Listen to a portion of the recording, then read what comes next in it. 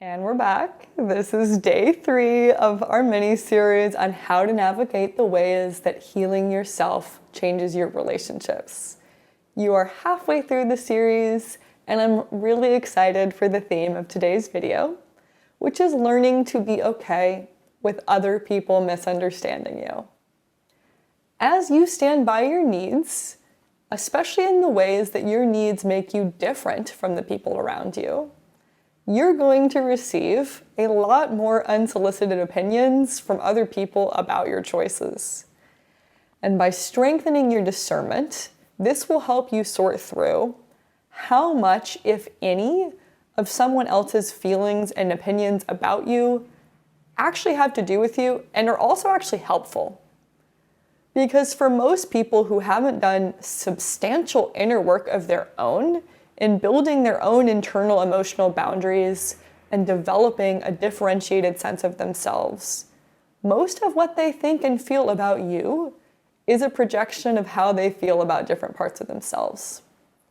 As you learn not to let other people's judgment determine your own sense of value, you will also learn to again discern what input from other people feels true and helpful, and you can practice letting go of the rest. You'll know your discernment is strong when you're okay with being misunderstood.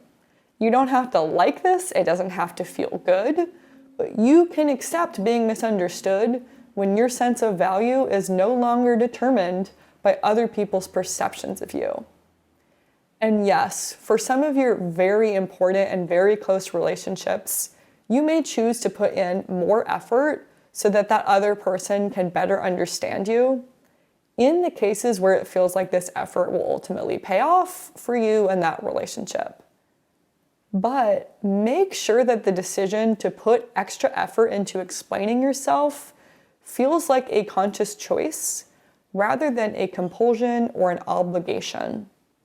To make sure that this choice is worth it, you can ask yourself, is the other person actually trying to understand me?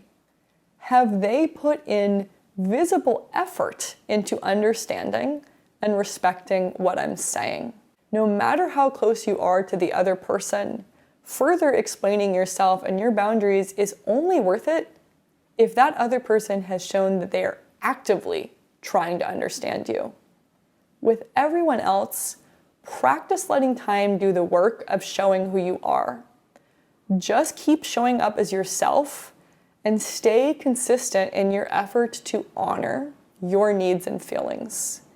Most of the time, letting time and consistent, integrous action speak for you will eventually dispel other people's biases towards you, help them see you more clearly, and increase their respect for you. Eventually, the people around you will appreciate you because you've built this incredible sense of safety by holding your ground and staying true to yourself, even at the risk of being misunderstood, which allows the people around you to do the same. And oftentimes, this state of mutual respect and ease that I'm describing comes a lot more quickly, and this goes more smoothly in our newer relationships. With newer people in our lives, expressing ourselves more authentically may not involve as much initial friction and tension. I find that the hardest relationships to shift are the ones where people are supposed to understand and support you the most. Oftentimes, these are the relationships where you may actually feel the most fundamentally unseen and misunderstood. And these are your very old or close relationships.